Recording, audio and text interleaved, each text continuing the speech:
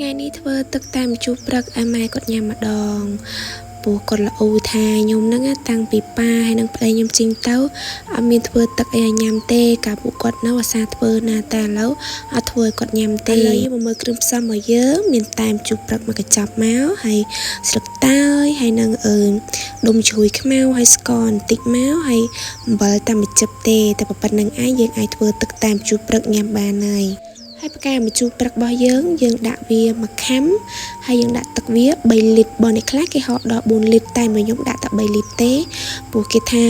វាជូរពេកអញ្ចឹងទៅគេដាក់ដល់4លីត្រតែបើយើងចូលចិត្តជូរអែមឆ្ងាញ់ជាប់មាត់អញ្ចឹងយើងដាក់តែ3លីត្រកន្លះបានហើយទឹកយើងដាំឲ្យរៀងពុះមកល្មមហើយចាំយើងដាក់ស្លឹកតើយអញ្ចឹងទៅបានវាឈ្ងុយក្លិនតើយគ្រាន់តែបើកថង់មកដកផ្កាម្ជូរព្រឹកយកមកថ្លឹងក្លិនវាឡើងជូរជ្រះហ្មងហើយកុំភ្លេចលាងទឹកណាអំពូមីងមិនអញ្ចឹងទេធ្វើទៅសិតតែដីលាងទឹក3-4 ដងទៅអញ្ចឹងទៅវានៅដីនៅតាមនឹងហ្មងព្រោះគេហាលថ្ងៃហាលអីអញ្ចឹងទៅវាដីហុយអញ្ចឹងទៅយើងលាងឲ្យវាបានស្អាតខំតែលាងមើលពណ៌អត់មានដាក់លក្ខណាពណ៌នេះពណ៌ធម្មជាតិហ្មង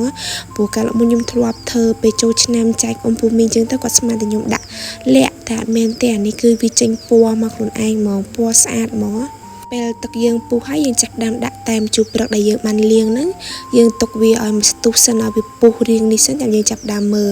គឺវាឡើងក្រហមហ្មងហើយស្អាតមែនទែនដូចដាក់លក្ខហ្មងហើយយើងចាប់ដាំដាក់ស្ករមកយើងដាក់មកល្មមប៉ុណ្ណាដែលយើងគិតថាឆ្ងាញ់ជូរអែមសម្រាប់យើងអញ្ចឹងទៅខ្ញុំដាក់តា4វែកទេសម្រាប់ខ្ញុំមកព្រោះខ្ញុំយករៀងជូរអែមជ្រះមាត់ហើយខ្ញុំដាក់អំបិលបន្តិចកុំភ្លេចណាកុំភ្លេចដាក់អំបិលមិនមែនដាក់អំបិលមកវែកហ្នឹងឯណានិយាយមួយគ្នាហើយវីដេអូនេះខ្ញុំបានកាត់ចូលកន្លែងធ្វើតែជួយខ្មៅទេដោយសារតែវាវែងពេកអញ្ចឹងទៅខ្ញុំបានដាក់ចូលខ្ញុំដាក់ត្រឹមតែធ្វើទឹកតាមជូរព្រឹកទេហើយបើបងប្អូនចាំមើលវីដេអូក្រោយណាហើយខ្ញុំមិនទៅអ្នកបកកែធ្វើអីទេខ្ញុំចេះមើលតាមគេដែរហ្នឹងតែវាអាចទទួលយកបានវាឆ្ងាញ់ជាប់មាត់អញ្ចឹងទៅចេះធ្វើលេងទៅហើយចែករំលែកដល់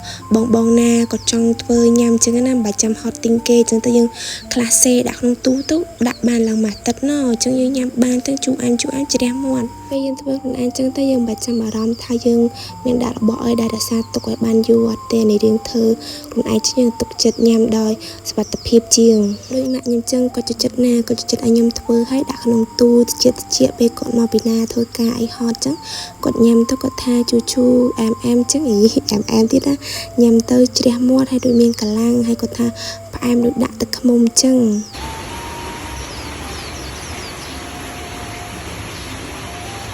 អាហ្នឹងមានចំហួយពីក្រោមហ្នឹងទៀតនេះចំហួយនេះក៏មានចំហួយ